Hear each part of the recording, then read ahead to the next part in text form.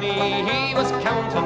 I first produced me pistol and I then produced me rapier, saying stand and deliver, for you are a bold deceiver, mushering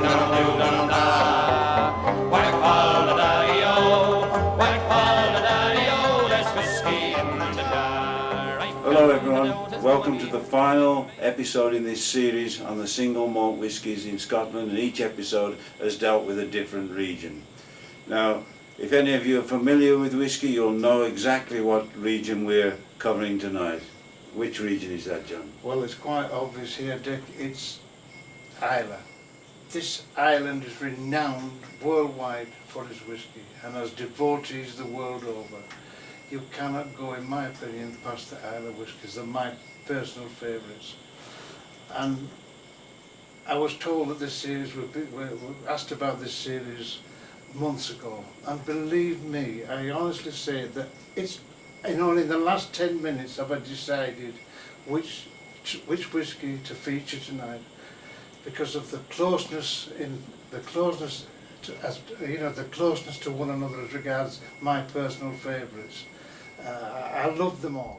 Well, that's marvellous, isn't it, that so many whiskies should come from such a small area, and all of them classic whiskies. John, could you tell us a little bit about each one before we go on to your favourite?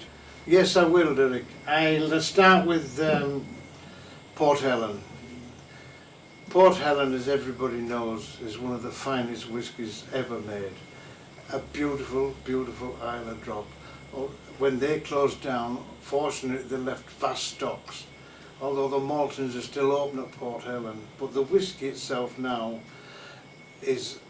it's not very affordable. It's for if you've got to have plenty of money to be able to drink a lot of Port Helen. It's a real beautiful drink. Next we have Ardbeg. This whisky was last year, one of their expressions called Supernova was voted Scotland's top whisky. It was a beautiful drop of whisky. If you've never tasted Supernova, you should, because it's to die for. It's a lovely whisky. Ardbeg has followers the world over. This is Little Bunnahaven, comes from the north of the island. This is a pleasant change from all the other islands, as it's less smoky. In fact, very little smoke is used at all. It's a lovely, gentle malt, is Bunnahaven. It's the easiest drinking of all for novices. Bruichladdich. If you're a devotee or a lover of Bruichladdich, I would say it's the ideal whisky to start collecting, as they present their whiskies beautifully.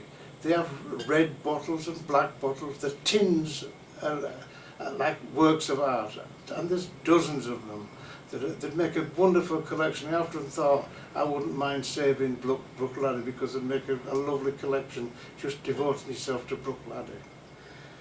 This is Cahuilla. I've been to Islay quite a few times, and this is a whisky I drunk a lot.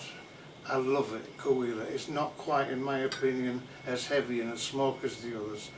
It's really, really palatable whisky. This is the latest offering from Islay, and astonishingly, it's kept the tradition of Islay whiskies. It's absolutely fantastic for a new distillery. It's a great little whisky.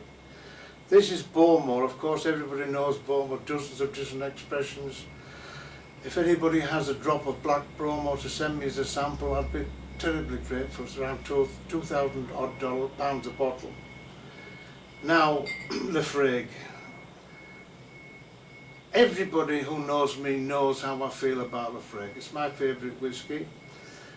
I've talked about it in films, I've talked about it in lectures, I've talked about it in tastings. So this time, for a change, I'm going to go with Lagavulin. And I'll talk about Lagavulin tonight, and this is my choice for this evening. Islay is flat and green, mostly covered by peat bogs, sea gales and breezes drifting over the sea, and the rain actually penetrates the peat itself. And I believe this is what gives the Islay whisky such characteristics. You know, it's tangy, salty, briny, seaweedy. It's very much influenced by the sea.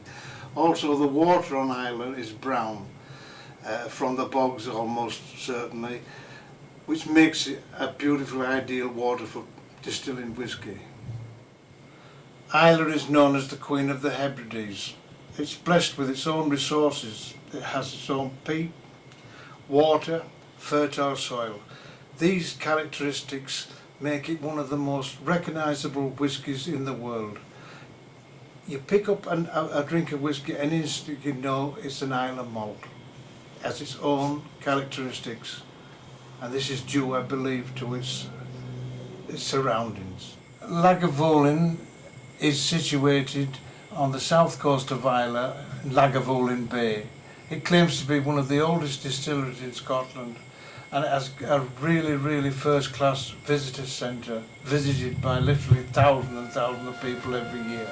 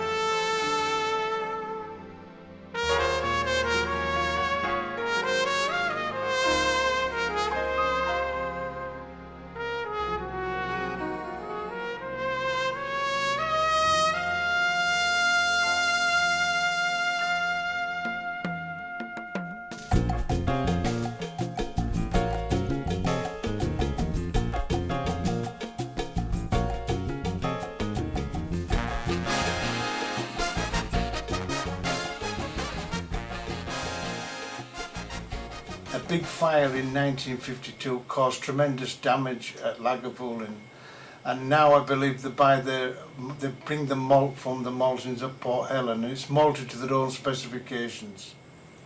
At full capacity, Lagavulin can turn out over 2.5 million litres of whisky a year. In 2003, owing to its popularity and something to do with the shifts, it became almost impossible to obtain. I remember well Lagavulin, as a Lagavulin drinker, I remember it went up to $125 plus here a bottle. Then they had to go on to double shifts and practically work round the clock to boost up the supplies, because supplies did not exceed demand.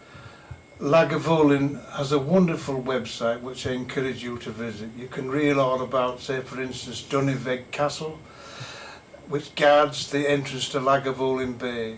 It also used to be the home of Lord of the Isles. Well, I think that's about, I could talk about Lagavulin for another hour, we simply haven't the time, so we're going to start now. I'm going to drink tonight this 16-year-old, but I'd like to bring your attention to this one. It's a bit expensive, but what a wonderful, wonderful whisky. It is the Lagavulin Distiller's Edition. If you can afford this, or you want to buy somebody an anniversary present or a wedding present, and you want to just go over the top of it, this is the whisky to buy them. They'll love you forever.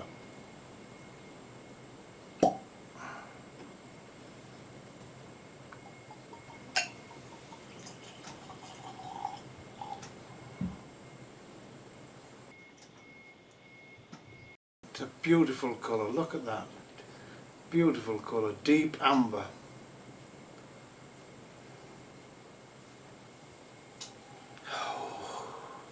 What a pleasure. Oh, this has all the characteristics of an Islay malt. Slight overtones of sherry comes into it as well. It's a wonderful nose. I'll have a taste.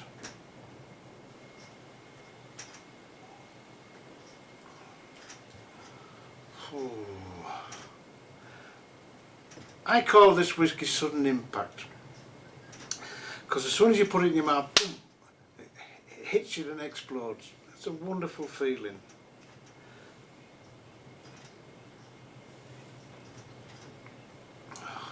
everything in it. It's oily, salty, briny,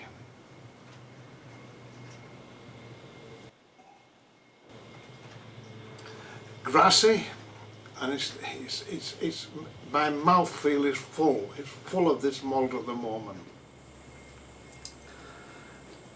Lagavulin, it's got a big, powerful finish. Of course, you'd expect it from a big, powerful whisky. Well, I think that's it for this session. I'll close now. I hope to see you all again. It's been a pleasure presenting this particular whisky to you till later days. Goodbye and good luck.